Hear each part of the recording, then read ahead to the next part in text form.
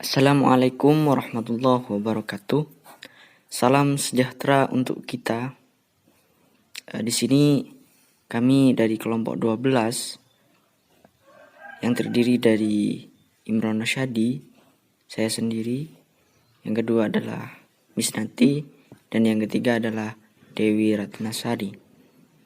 Kami akan membahas sedikit mengenai utang luar negeri. Baik, yang pertama yaitu definisi dari utang luar negeri, di mana utang luar negeri diartikan sebagai penerimaan negara dalam bentuk devisa ataupun dalam bentuk non-devisa yang dirupiahkan maupun dalam bentuk barang ataupun jasa yang diterima dari pemberi pinjaman atau hibah luar negeri atau PPHLN, di mana harus dibayar kembali dengan persyaratan tertentu. Selain itu, definisi lain dari utang luar negeri merupakan sumber pembiayaan negara yang berasal dari negara asing, badan atau lembaga keuangan internasional, atau dari pasar uang internasional yang berbentuk devisa, barang, ataupun jasa, termasuk penjaminan yang mengakibatkan pembayaran di masa yang akan datang, yang harus dibayar kembali sesuai dengan kesepakatan bersama. Kemudian, di sini terdapat indikator perlunya utang luar negeri. Yang pertama, yaitu ada menjaga momentum dan menghindari opportunity loss.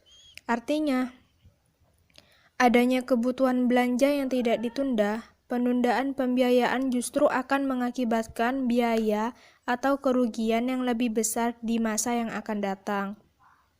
Kesempatan pembiayaan pembangunan dioptimalkan untuk menutup gap penyediaan infrastruktur dan peningkatan indeks pembangunan manusia ataupun IPM. Terus yang kedua, ada memberikan legacy aset yang baik untuk generasi selanjutnya. Artinya, legacy yang baik muncul ketika utang itu digunakan untuk membiayai hal-hal yang produktif dan memberikan manfaat bagi generasi selanjutnya. Terus yang ketiga, ada menjaga dan mempercepat pertumbuhan ekonomi, di mana dengan kebijakan berutang, setiap sektor perekonomian dapat berjalan dengan baik. Pertumbuhan ekonomi yang baik ini akan membuka penciptaan lapangan pekerjaan. Akan tetapi, rasio antara produk domestik bruto atau PDB antara utang luar negeri harus di bawah yang telah ditetapkan. Hal ini dilakukan untuk menghindari ketidakmampuan pemerintah untuk membayar. Kemudian, yang keempat, ataupun yang terakhir, ada mengembangkan pasar keuangan, di mana instrumen utang pemerintah yang diperdagangkan di pasar keuangan digunakan sebagai acuan bagi industri keuangan. Penertiban instrumen utang pemerintah merupakan alternatif dari investasi yang ditawarkan kepada pemerintah. Selanjutnya masuk ke slide tentang klasifikasi pinjaman luar negeri. Secara umum, pendanaan luar negeri berasal dari sumber-sumber, yaitu sebagai berikut. Yang pertama, itu ada bilateral atau pemerintah negara lain, di mana berupa hibah ataupun pinjaman lunak dan pinjaman campuran. Yang kemudian ada lembaga multilateral atau internasional berupa hibah dan pinjaman. Dan yang terakhir ada perbankan atau lembaga keuangan internasional yang berupa fasilitas kredit ekspor dan pinjaman komersial. Kemudian perlu kalian tahu bahwa besarnya nilai utang luar negeri dapat disebabkan karena penerimaan pajak dan pengeluaran pemerintah yang tidak seimbang. Rendahnya penerimaan pajak sementara pengeluaran pemerintah akibat impor barang modal tinggi. Kemudian Berdasarkan sifatnya, pinjaman luar negeri ini dapat dibedakan menjadi dua, yaitu ada konvensional loan dengan ciri-ciri bunganya itu rendah, grace periode dan repaymentnya lama, dan ada unsur hibahnya. Serta yang kedua itu ada non-konvensional loan. Berdasarkan bentuknya, pinjaman atau hibah luar negeri dapat berupa devisa, barang, ataupun jasa. Kemudian, jika dilihat dari penggunaannya, pinjaman luar negeri ada yang berbentuk bantuan proyek dan ada yang berbentuk dalam bantuan program. Selanjutnya di sini ada perencanaan pinjaman luar negeri. Nah, perencanaan di sini maksudnya adalah bagaimana prosedur itu memperoleh pinjaman luar negeri.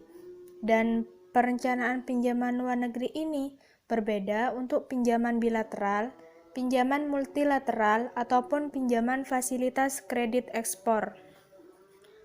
Untuk yang pertama, yaitu untuk pinjaman bilateral, di mana prosedurnya itu diawali dengan pengusulan proyek oleh menteri ataupun kepala lembaga kepada kepala Bappenas.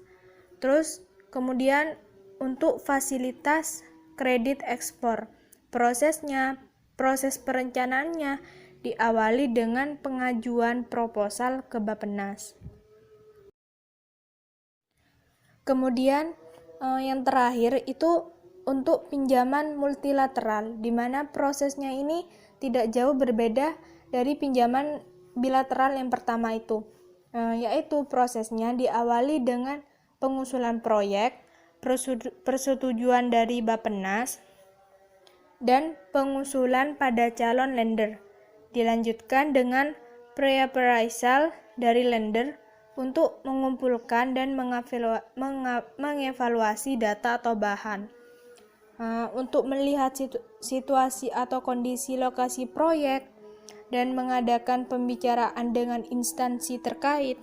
Setelah itu, melakukan pembicaraan dengan departemen teknis, Depkew ataupun Departemen Keuangan, dan Bappenas.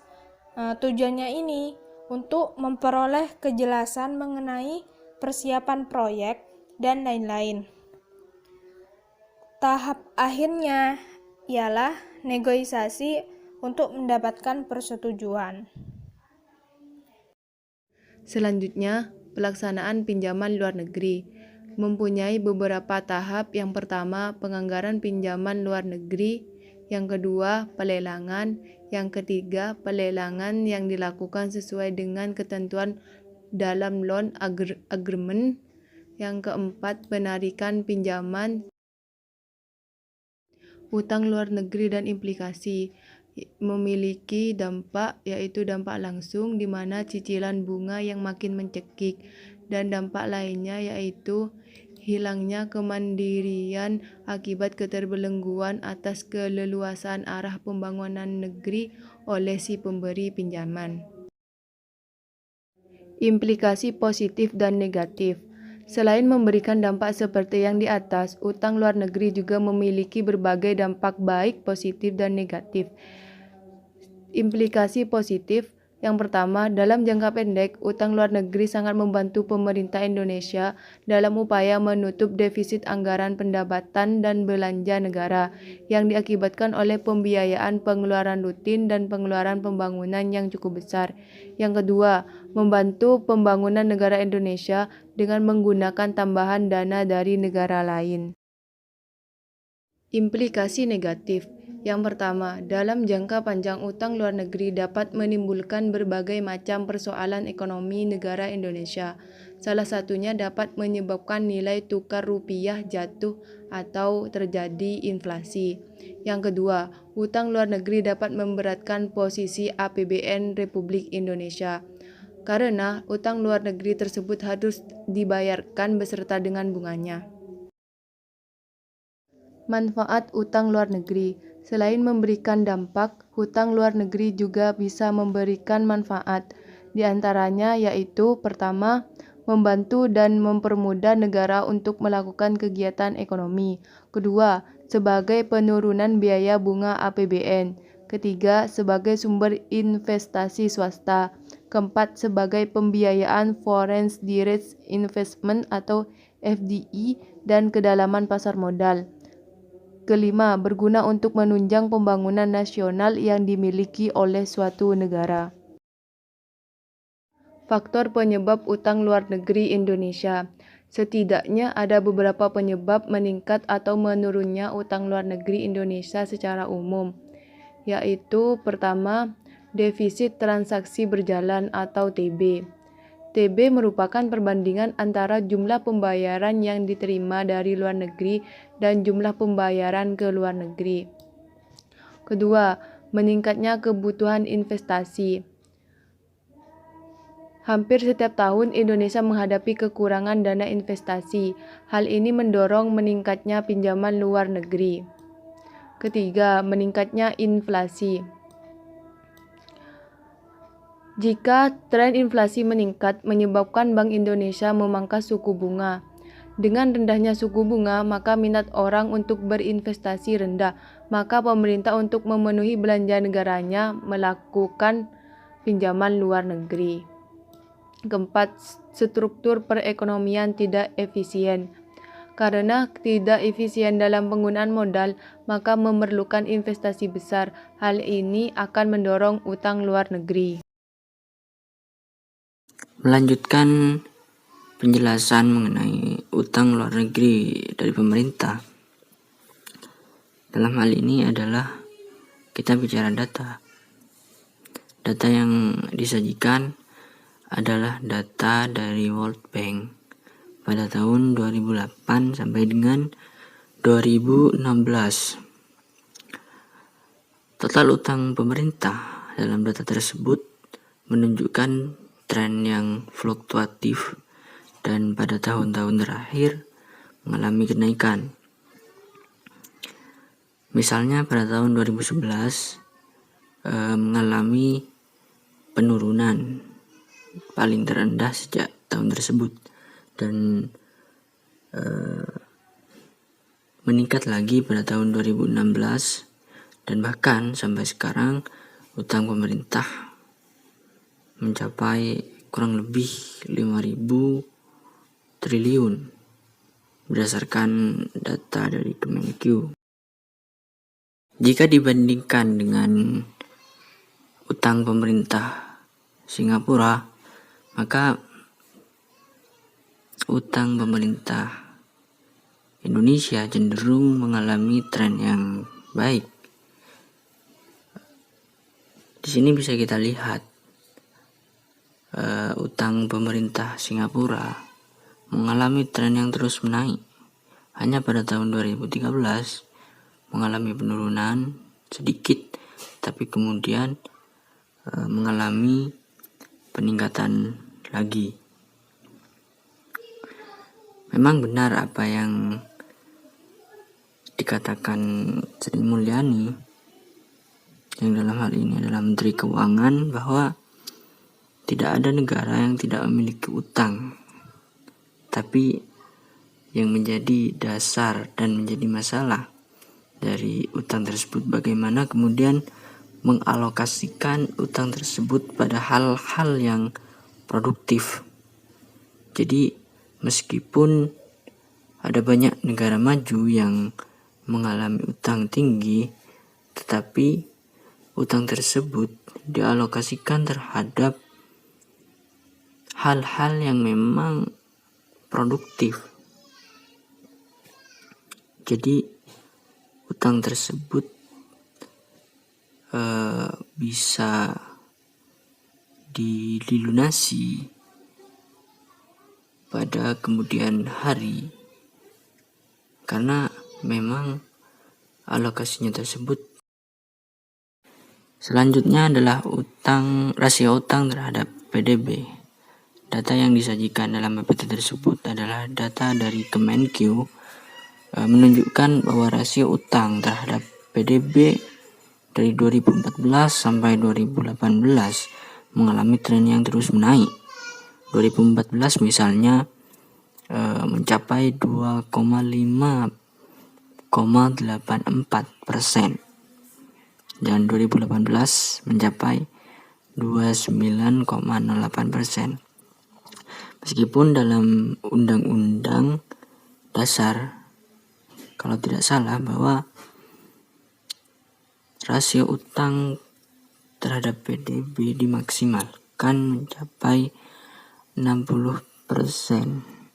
Tapi mengutip dari Sri Mulyani dalam wawancara Kata Data, rasio utang di Kemenku menetapkan rules terhadap rasio utang hanya 30%. Jadi separuh dari ketentuan undang-undang. Jika dibandingkan rasio utang Indonesia dengan negara lain, termasuk Malaysia, Filipina, Amerika, dan Jepang, justru Indonesia memiliki utang yang cenderung rendah. Bahkan Jepang memiliki pada tahun 2016 memiliki rasio utang 250% terhadap PDB, termasuk utang yang dikatakan tinggi. Tapi lagi-lagi bahwa Jepang mengalokasikan utang tersebut terhadap hal-hal yang produktif, pun dengan Amerika Serikat, termasuk juga negara-negara lain. Selanjutnya adalah tren utang luar negeri pemerintah dan swasta. Data tersebut juga berdasarkan Kata Data yang diperoleh dari DJPPR Kemenku, bahwa dari tahun 2015 sampai 2019 utang ULN pemerintah dan swasta mengalami tren yang meningkat. Bisa kita lihat dalam data tersebut. Dan bicara soal penambahan utang dari pemerintah, apalagi ditambah dengan adanya coronavirus disease 2019, utang negara Indonesia mengalami peningkatan yang cukup drastis. Ditunjukkan dalam data tersebut bahwa semula berkisar 390 triliun dan direvisi dalam menghadapi COVID-19 ini menjadi 1.000 triliun. Coba bayangkan anggaran yang dikeluarkan pemerintah untuk menghadapi ini. Pembiayaan utang di sini bisa dikatakan cukup tinggi. Ya memang karena sejumlah negara, ketika kemudian kita mengaca terhadap negara-negara asing, terhadap negara selain Indonesia, pembiayaan terhadap atau anggaran terhadap COVID-19 ini memang tinggi. Yang terakhir, hal ini disajikan solusi terhadap utang luar negeri Indonesia. Ini solusi dari kelompok kami, bahwa pertama adalah kemudian meningkatkan daya beli masyarakat, yakni melalui pemberdayaan ekonomi, perdesaan, dan pemberian modal usaha kecil seluasnya. Nah, ketika kemudian kita mengandalkan sektor industri bahkan perdagangan internasional, kita bisa lihat sekarang bahwa perdagangan internasional dihajar habis-habisan oleh pandemi ini, dan maka solusi terbaik untuk kemudian menjadi alternatif dalam membayar utang luar negeri Indonesia adalah meningkatkan daya beli. Kemudian adalah meningkatkan pajak secara progresif terhadap barang mewah dan impor.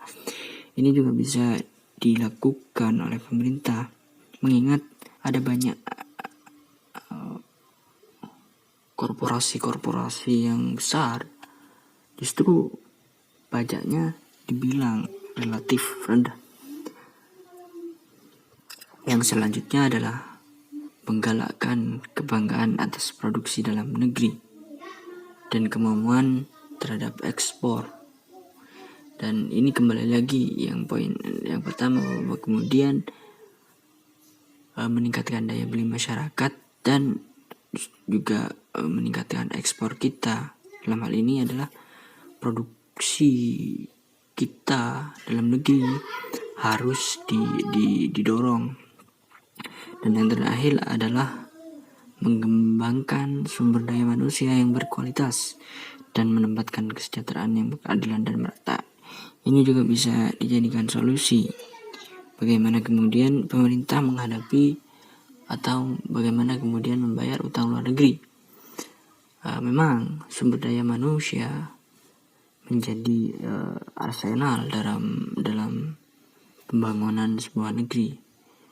Maka seharusnya memang hal yang pertama menjadi prioritas pemerintah adalah meningkatkan sumber daya manusia yang berkualitas demi tercapainya Indonesia yang adil, sejahtera.